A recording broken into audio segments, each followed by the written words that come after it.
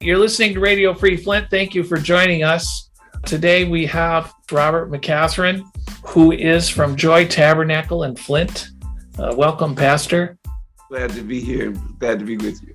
I appreciate you coming and joining me. Now, in some of the research I did, it called your church a hip urban church. How do you feel about that description? Well, it's pretty accurate. We've had the ability to draw a lot of young people. We've been able to, through our program, to work with a lot of young men that most people would be afraid of or wouldn't put into the traditional church realm. So we've been able to work. So when people see our congregation, see our programming, they're usually surprised with the audience that we serve. The building is 85 years old. Fill us in on what the church used to be and where it's located. The church was the Community Presbyterian Church. People who lived in the Civic Park neighborhood, the Presbyterians started the church. They stayed there till the families dwindled from that area to the change. The young people kind of left. And so it was a small congregation of elderly people, most of them 70 and 80, who held on as long as they could. And then we got together and they basically passed the torch for community development to us, which kind of described the spirit we still have for that community is about 85-year-old spirit that we still care for the Civic Park neighborhood. They did a lot of things. However, they did give some of the homes to residents in that area. So there was a connection with the church that was there prior to us that helped build our relationship with the community. But many of them already had a relationship, which was quite ironic in the fact that these were 70 and 80-year-old people who were never bothered by the change in the neighborhood. When we got there, many of the windows of the church were not locked when there was so much vandalism around the church, but nobody ever bothered the church because of the relationship that the Community Presbyterian had with the neighborhood. Going back even further, the neighborhood has quite a history. It has a history that dates back to Charles Stewart Mott and the General Motors Corporation. It does. It does. Those families are the families that were the first owners of the homes. It was a railroad that, believe it or not, where the mediums died, it was a railroad that came through there. They built, it was a planned neighborhood, one of the first in the country. They built it, I think, the whole neighborhood in less than 3 years, and don't quote me on the exact time, but it was one of the first major ventures of the country in building subdivisions, almost like a prefabricated situation. Mott needed housing because there were people coming and flooding Flint. They were living in shanty towns outside of Buick, and they needed housing for the people who were working in the factory. Your neighborhood became one of the first neighborhoods that was actually put together and gave Flint the feel of a company town. We just celebrated the centennial, the 100 years centennial of Civic Park, and we have redeveloped a 5-year plan, first 100 years, and now we're defining what will be the next 100 years in terms of developing that area. We have what is called Ubuntu Village, which encompasses African and philosophical principles that, as growing up in the 50s and 60s, it was the neighborhood that defined who we were and who we are. And so we're really trying to build a philosophical framework for redevelopment of a neighborhood based back on the principles of neighbor to neighbor. The Ubuntu word means I am because you are. So we're trying to redevelop that, very similar to the community schools concept that used to be in Flint, and very similar to that cohesiveness of the community. We're trying to redevelop that in Civic Park, and we've been pretty successful in bringing people in. You're looking at building a community that's multicultural, is what it sounds like. Absolutely. Not only multicultural, but that draws in businesses again. There's that corridor at Welch that we're looking at as could be one of the strongest African-American business sectors down Chevrolet, the Welch area. There's a lot of abandoned, still usable businesses there. So we've been talking with people about reinvestment in that area as well. They've had a lot of demolitions to redefine Civic Park. And so we're looking at how we can make a difference in that neighborhood as a model for all of the neighborhoods that's invested in. So it's kind of a pilot project.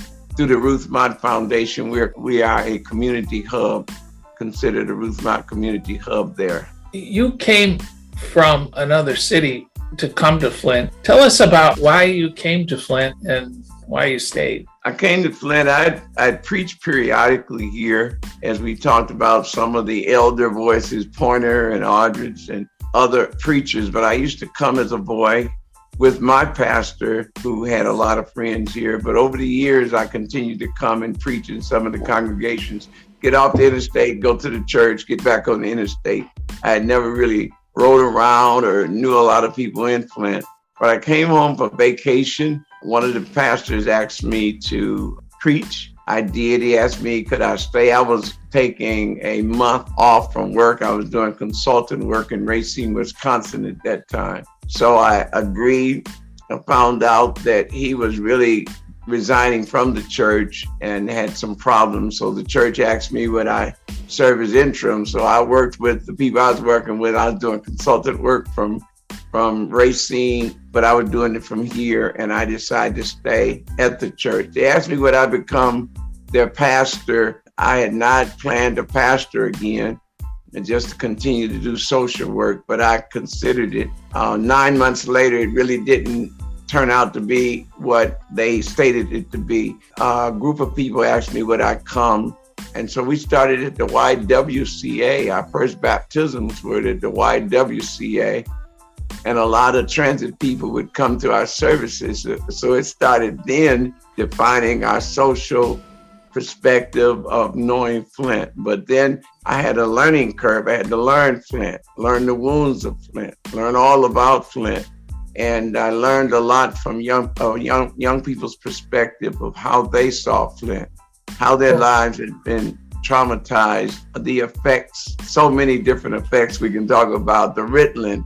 There's so many different effects that being around many cities, I never experienced nor knew a population to experience what the city of Flint had experienced. Your church started meeting at the YWCA? Yes. You were doing baptisms your first year in the swimming pool.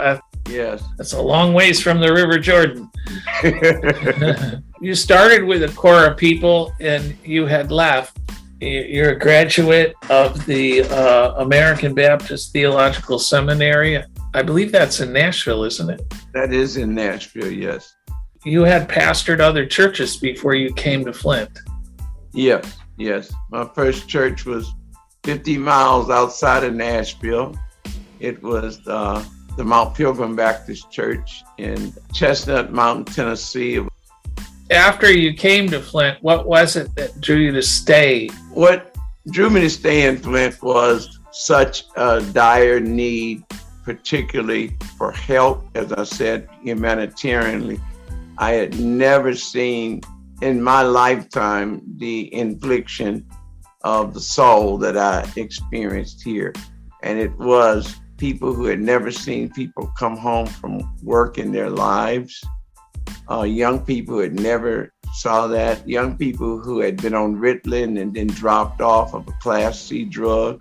I started learning the dynamics of a city that was kind of had a class system. It was the General Motor workers, it was the richer, and those who never made it into General Motors was another class. So it was very similar to patterns that I experienced in Africa in terms of class systems. As I said, it was a learning curve, relearning everything I knew about social work, everything I knew about Maslow's hierarchy of human needs. I had to relearn it, redefine it to be able to do real effective ministry here. Now, you have traveled across the globe to places like Brazil and Africa to do work. Tell us about that. Yeah, it was a rich experience. My first journey was to Kenya, Nairobi, Kenya, and it was a life-changing experience. I had never been to Africa. It excited my DNA. Knew I was home.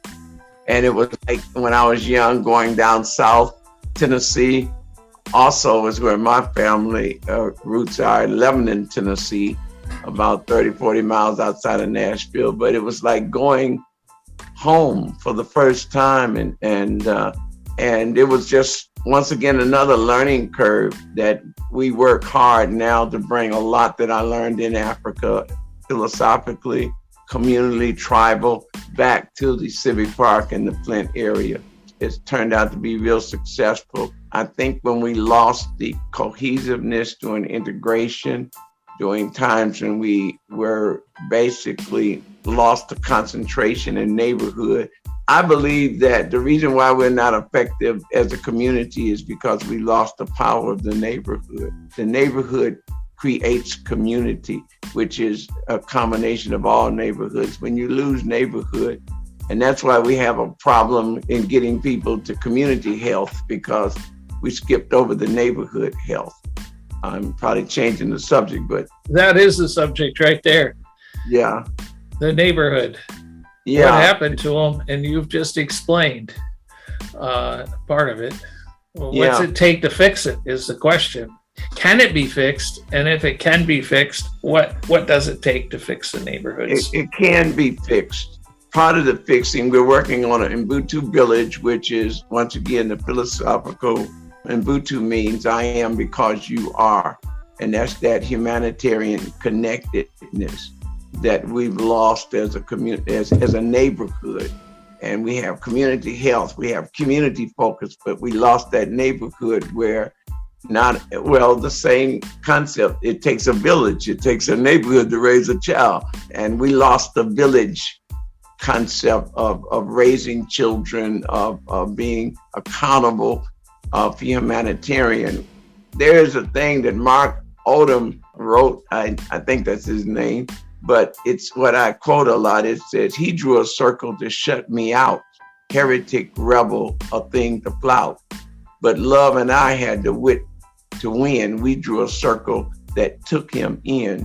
And that's that Maslow's hierarchy of human needs. I tell people all the time, the reason why you see graffiti on the walls is because somewhere we missed them being able to actuate or see themselves accomplished in our social setting. So they recreate their own subculture. The reason why you see the sagging pants and the white t-shirts is because we excluded them for academics from football, from coaches, from things that they needed to really make neighborhood, to make community. So they created a subculture because everyone has to have the theory of human need, actualization. So if I can't get it in your setting, I recreate my own. So that goes back to why we're rebuilding our neighborhoods, to give people that sense of actualization in their own setting. I mean, your neighborhood isn't exactly in the south part of Flint or the north end. It's more west side. Those neighborhoods are probably gone forever, aren't they? Passing on now, but there has been a want to recreate that. Exactly. That is part of why we're working with the Ubuntu village. When the migration of Black people came to Flint, it was because of segregation that they lived in their areas. But in those areas were strong families. It's still resemblant of that today. They all know each other. They know their roots. They know their family roots. It was uprooted. It left a tremendous void in terms of collective power, economical power, collective power of Black America, who I always say that the foreparents came here thinking it was a promised land that turned into a wasteland. And when you ask me, why do I work here? It's because what was supposed to have been a promised land for many African American families have become a wasteland for their descendants. which they would turn in their graves if they knew what happened here, and coupled with the poisoning of even of the water. That's where my heart is for the people here. As I said, human suffering here is greater than I've seen anywhere. It's concentrated.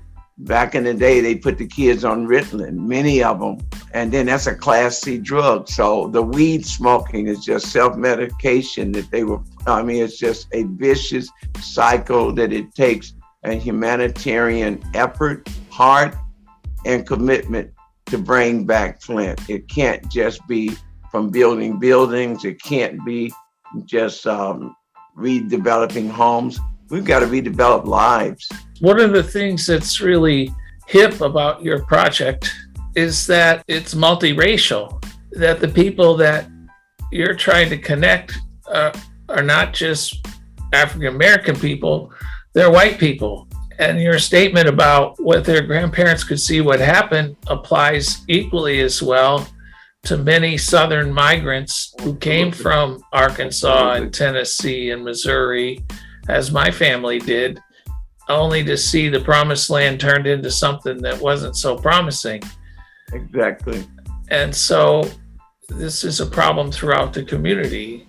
That's why I qualified humanitarian with reference to it. You're absolutely right. It's a humanitarian injustice with so many factors that happen here. I see that we have a strong relationship with the Central Nazarene Church, with the Wesleyan churches as well. Through the water crisis, we've joined in many ways, many projects. But I do see, particularly in the last 2 years, that pulling back from mainstream society, recreating a system of actualization is the best way I can put, even with Christian nationalism. Again, it's people who feel left out of a system. You came to Flint, you saw a community that was in tremendous need, and that's your game. That's what you felt you could best contribute to the area.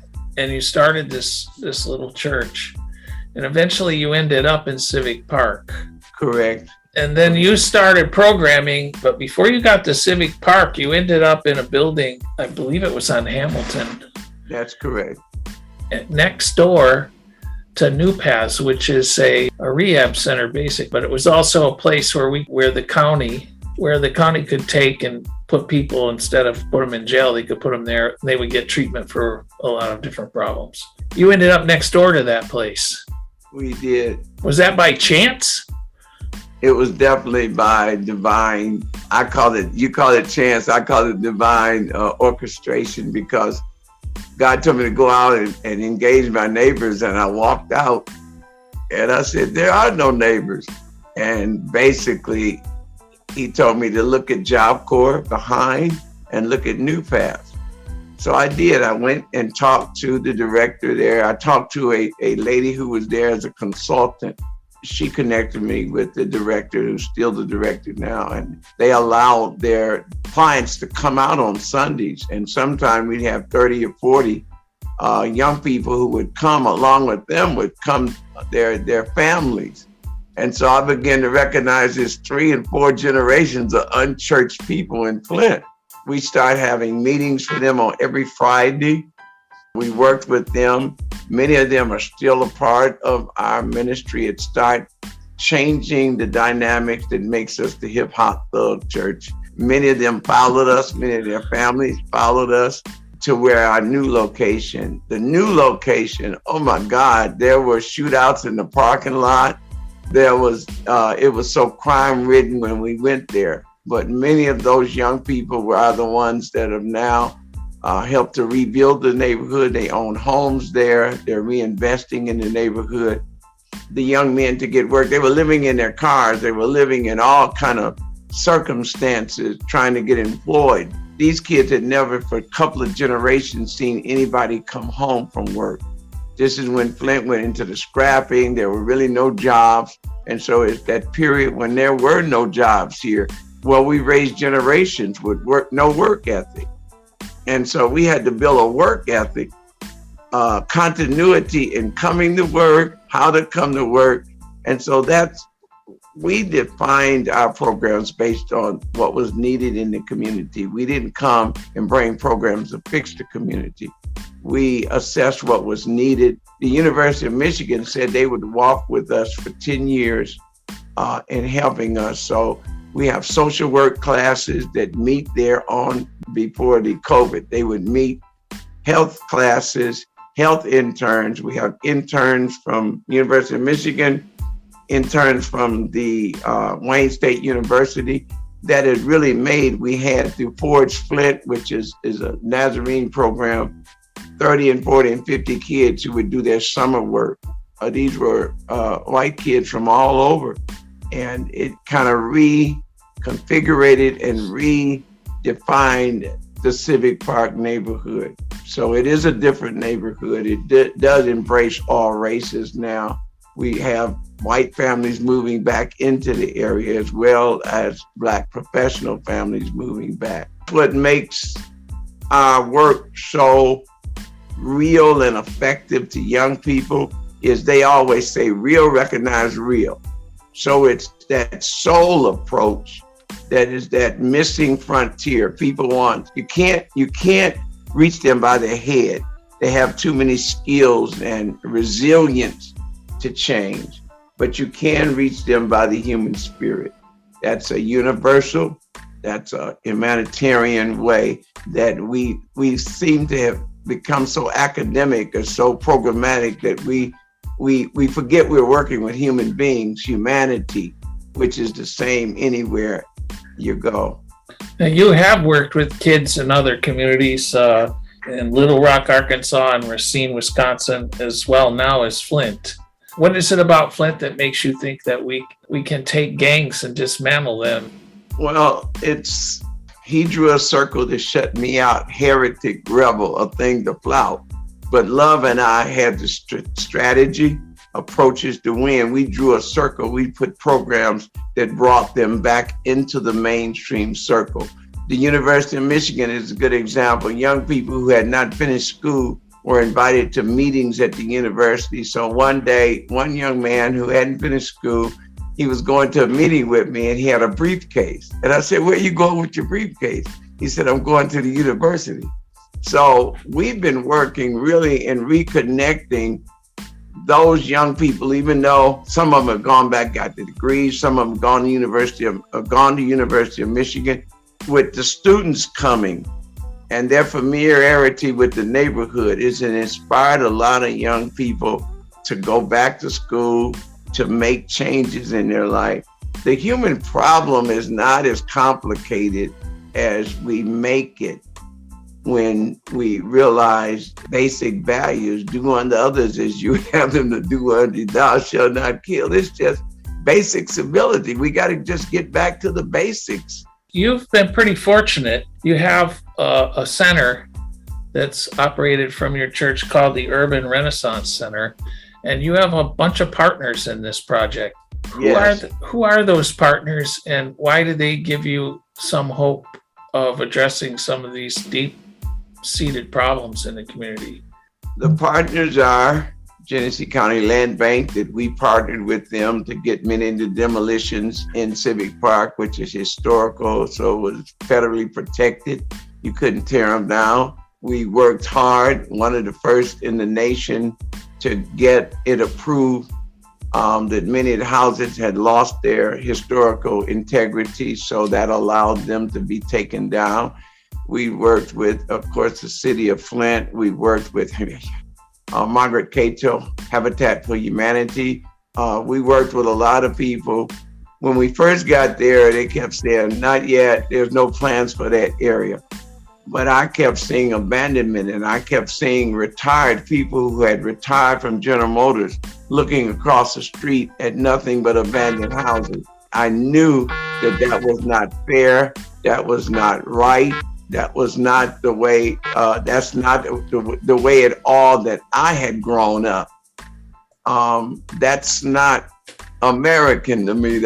And so we started doing fabricated windows and doors and covering the houses. That's when the Wesleyan churches helped us do 1,000 boarded up houses. a lot of attention came back to Civic Park. We did corridors, so we would do the outside, the Hamilton and the Chevrolet streets, and people would say, "Oh boy, look at the neighborhood. It's coming back." But what it is most people can't see beyond abandonment. So we started fixing up, doing landscaping, boarding up and painting houses, painting doors, taking care of the young people in the neighborhood, taking care of. And so with that, we generated partners with so many others. The University of Michigan wanted to work in the community. So we had a meeting, and as I said, they've been working and partnering with us. We did asset mapping to see what was the value of the neighborhood beyond the blight. And from there, we started working and teaching the neighborhood how to see the good in the neighborhood. How much of Flint and its resuscitation is a matter of assets or lack of them versus the way people perceive their city? Flint is rich in assets. The Civic Park is rich. There's parks there, there's forests there. The way people perceive their city. If they perceive their city as something that's abandoned and torn apart, is that a handicap to try to do what you're doing? No, it's because basically when young people who are included back into the process, they become protectors in the neighborhood. Vandalism and scrapping and all those things have gone down drastically. Is because now when you ride by, you see young people from the neighborhood working, cleaning the neighborhood. You see other people coming out. You see people who you never met before coming out, giving water to these young people who used to terrorize the neighborhood. They put down they put down guns and picked up hammers. And that's possible in every neighborhood. Be willing to work with people. I've been crying out, this can happen, and been willing to share our strategic approaches. Dan Kildee, Congressman, has come many times back to the neighborhood which he grew up in and walked the streets with us, have met with a lot of the young people there.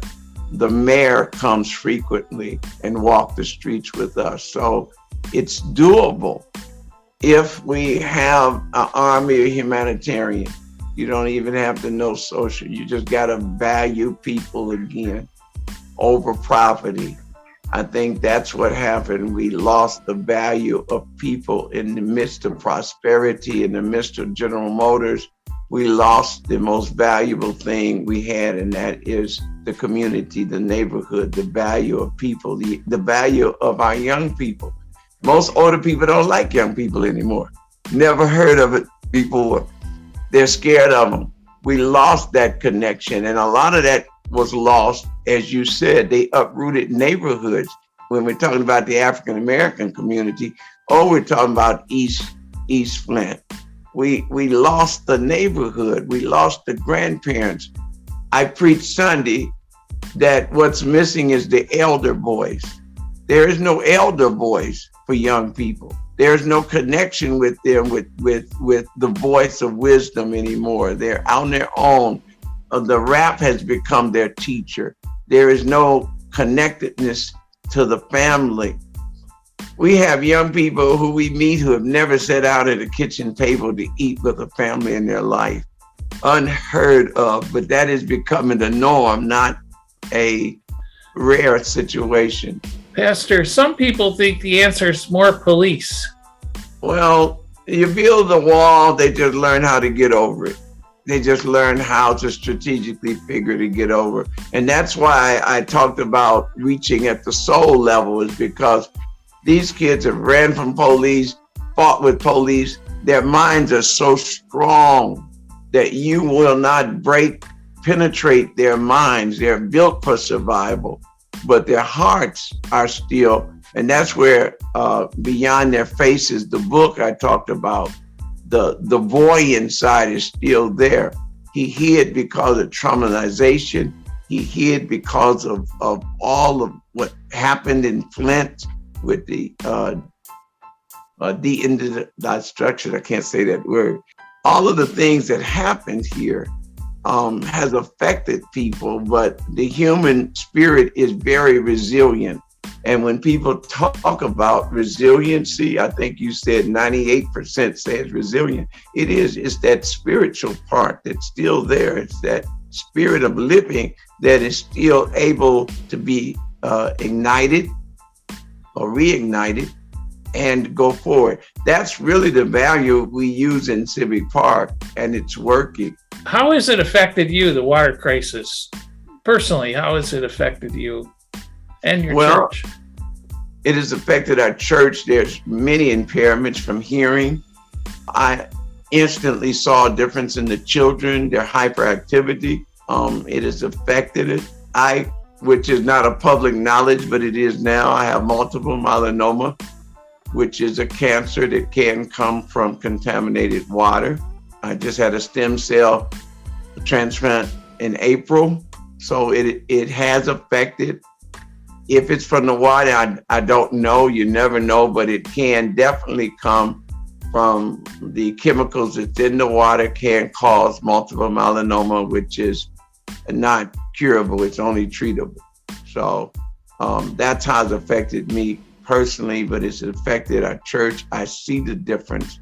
And especially when COVID came, the government said, health department said, drink the water. The government said, drink the water. So the hardest thing now is to get these people who were betrayed in the water crisis to trust the process of COVID. Trust the government? I trust God. It's so crazy now in this world that I don't trust the government.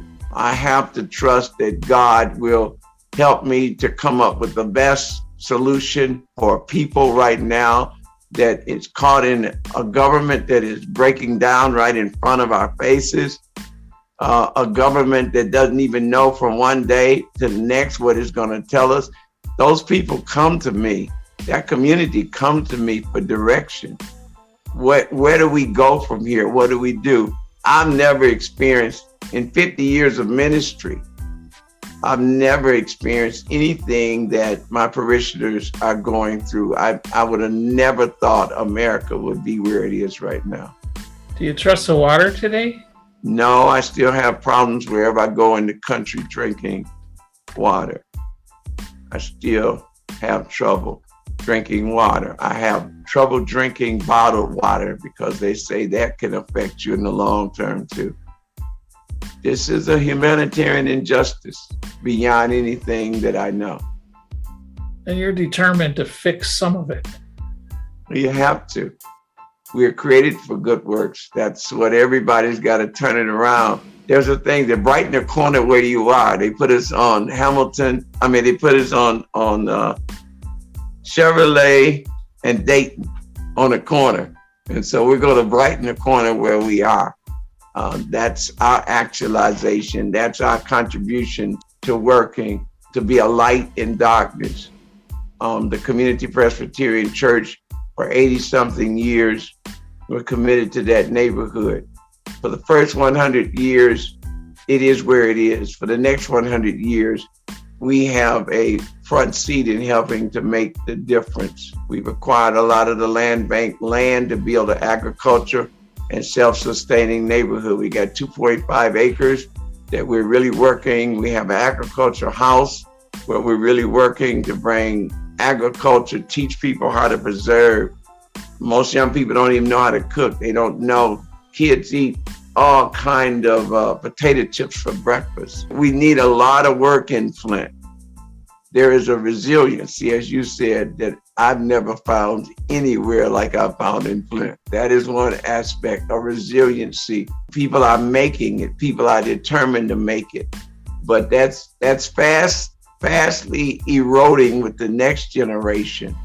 Is because the neighborhood is totally, in most areas, gone. So these kids are coming up now with no governance, no rules, no respect for civility.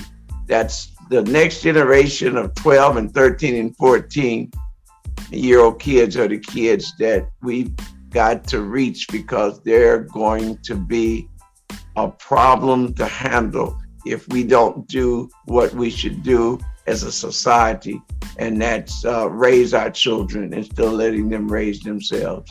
Pastor Robert McCathern, I appreciate all that you've done for Flint. I appreciate the fact that you've taken your time to appear on Radio Free Flint and tell us all the good things that you have been working on and your hopes and dreams for the future.